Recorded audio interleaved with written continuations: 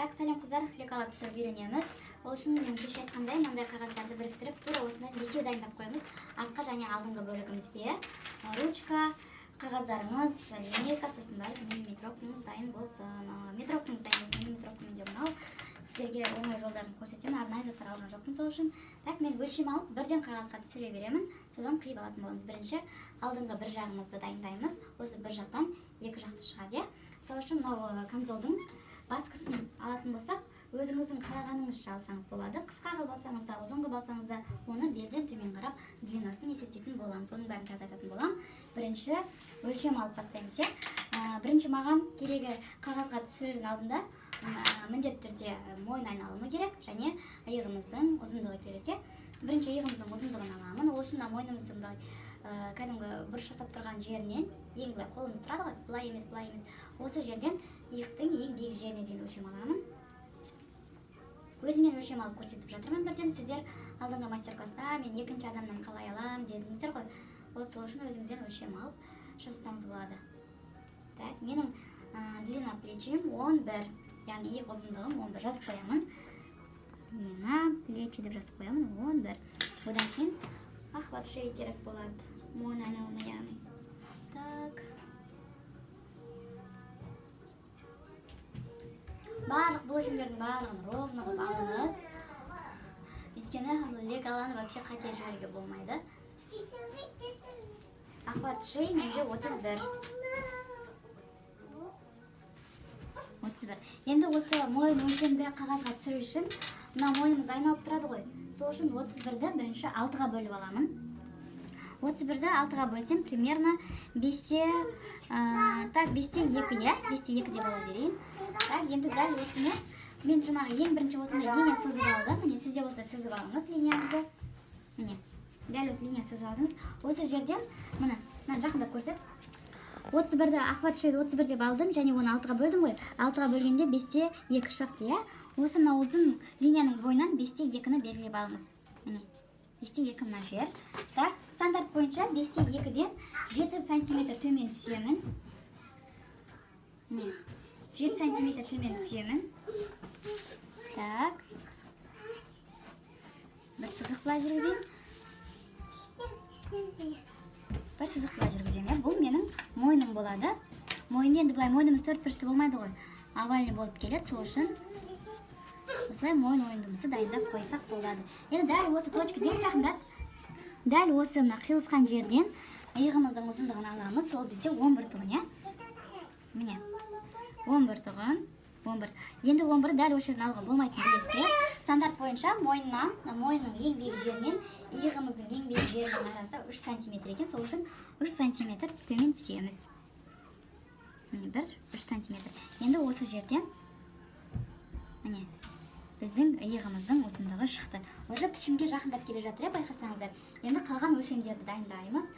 Енді сіздерге стандарт бойынша өлшемдерді айтып кетейін. Мынау иығымыздың ең биік жерінен біздің мынау қолтық ойындымызға шейін 20-дан 22 см-ге дейін екен. Менікі кәжекей болғандықтан, мынау бізде қолтықтың астына жабысып тұрмайды, біздің көйлегіміздің, кәжекейіміздің ойындысы шамалы төменге түседі. Сол үшін мен 22 см-ді аламын.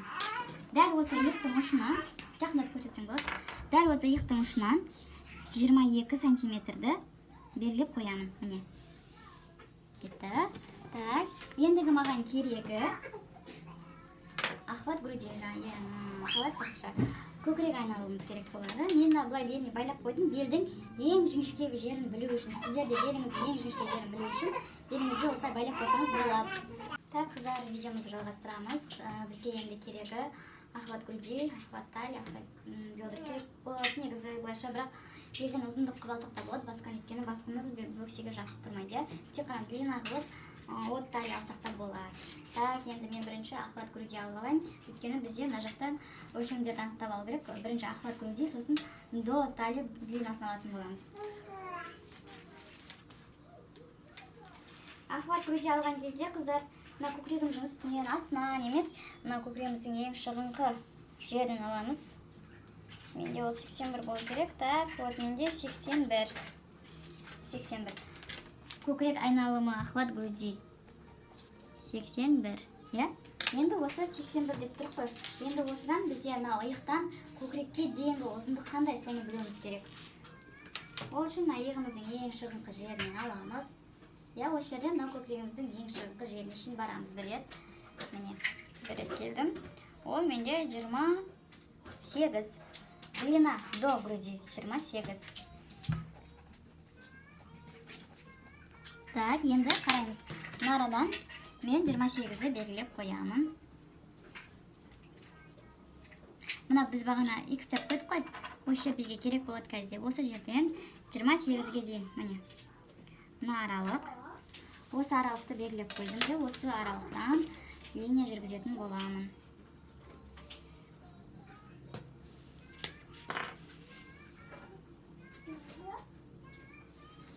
Міне, осы аралықтан линия жүргіздім. Енді біз жаңа охват грудиіміз 81 деп анықтаған болатынбыз. Ол 81 біздің жалпы айналымыз. Бізге тек алдыңғы бөлікке керек болады. Алдыңғы бөліктің де жартысын алуымыз керек. Сол үшін 81-ді мен 4-ке бөлетін боламын. 4-ке бөліп алдым, примерно 20-да 5 деп алдым. Енді мына жақтан 20-да 5 деп белгілеп алайын. Міне, мына аралық. Мынау линия біздің жаңағы мынау иығымыздан көкірекке дейінгі ұзындығымыз. Ол не өлшем алғанды ұмытып қалдым болсын. Так, мына жерге белгілеп қоямын. Енді бізге керегі центр груди. Ол деген сөз мынау екі омырауымыздың ең биік жерінің ара қашықтығы. Міне. Ол менде 16-да 5 екен. 16-да 5-тің жартысын аламын. Ол 8-де 25 болады. Ол аралығым мына жер. Міне. Осы жер. Міне осы жер. Так, мына бізде бағана осы аралыққа шейін длинасын алдық қой. Бұлай белгілеп қоя салайын. Тук деп. Так, енді осы центрден мен талияға дейінгі биіктікті алайын. Так, центрден талияға дейін. Талиямызды мына жіпті не үшін байлап қойғанбыз, енді түсіндіңіз ғой, Ол біздің биіктігіміз. Так, 17. 17-дің үстінде тұр, 18. Так, белгілеп алайын, міне 18.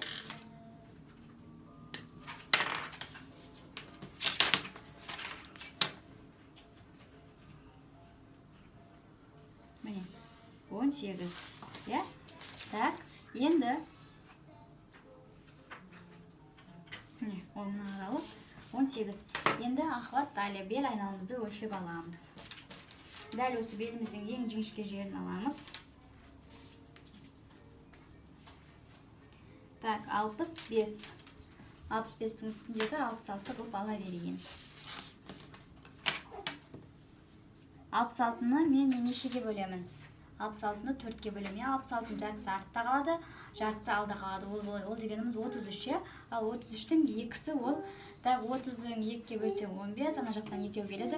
Это 16-да 8. 16-да 8.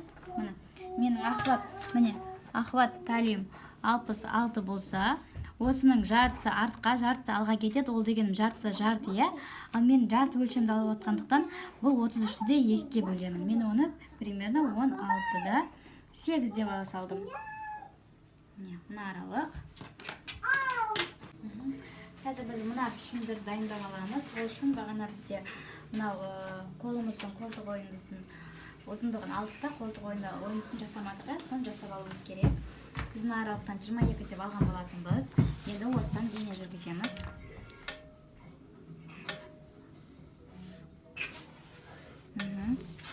Мынау біздің көкірек тұсымыздың ұзындығы тұғын, Дәл өз, молодец. Дәл осыны тіпке қалмаймыз. Шамалы ойын қылып аламыз. Міне. Так, енді біз мына біздің беліміз тұғын. Міне.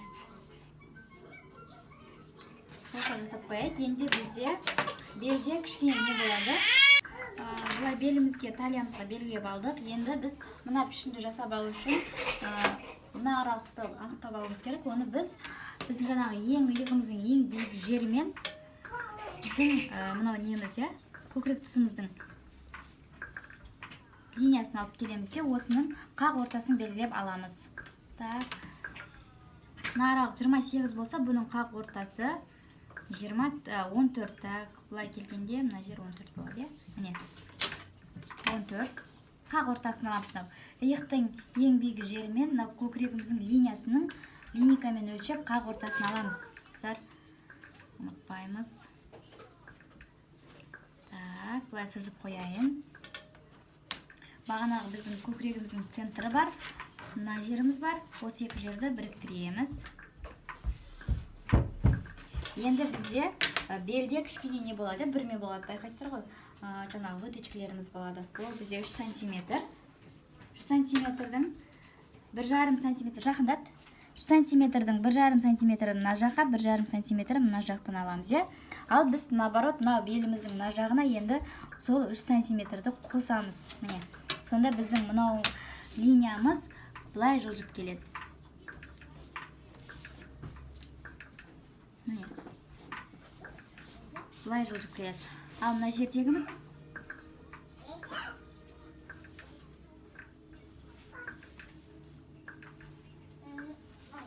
міне, осылай жылжып келеді. Так, енді біз үшбұрышты емес қой, шамалы овальны болып келеді. Осы көкіректің тұсынан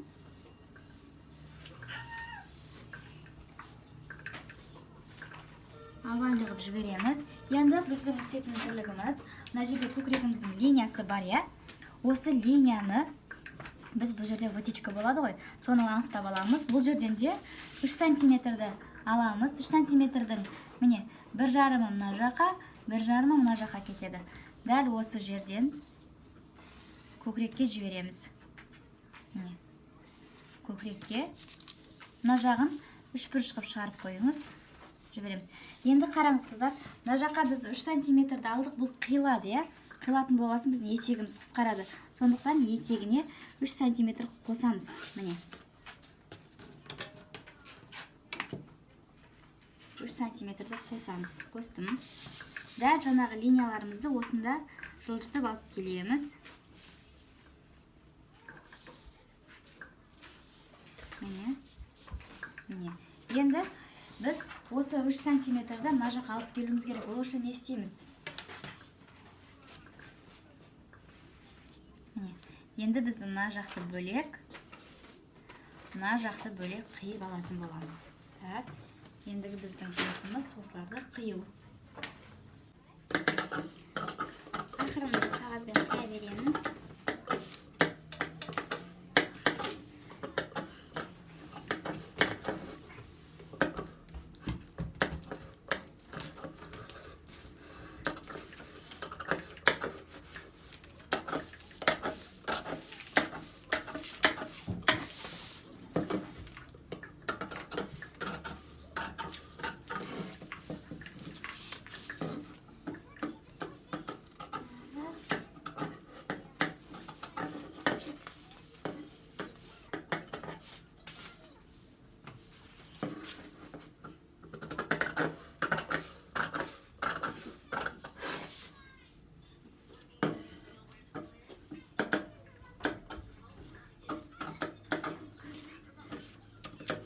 Екі жағын қиып тастамаймыз, тек қана бір жағын қиямыз. Мына жақта овальный қылып алып келеміз, Үшбұрышты қиюға болмайды. Так, міне, қиып алдым. Енді видеоны жақындап мұқият көру керек. Енді мына үшбұрышты көріп тұрып қой. Осыны біріктіреміз. Міне, мына екі жағындағы екі линиясы бір-біріне келу керек.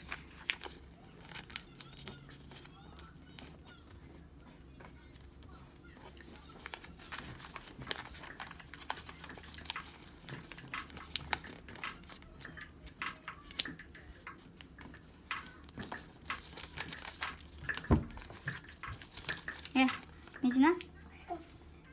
Бесті құлатып жіберейін деп жатсың ғой, Болды ма? Нет. Міне, дәл осылай Endi bizga skotch kerak bo'ladi. Dal осылай liniyada жаңағы біздің иығымыздың ең биік жерінен мойнын өзгерте береміз. Мына бізде стандарт мойын кәдімгі өзіміздің мойын ойындымыз. Осыны үлкейтіп, кішірейтуге болады. Міне осындай қылайық, иә? Дәл осының екінші жағын біріктіріп шығамыз.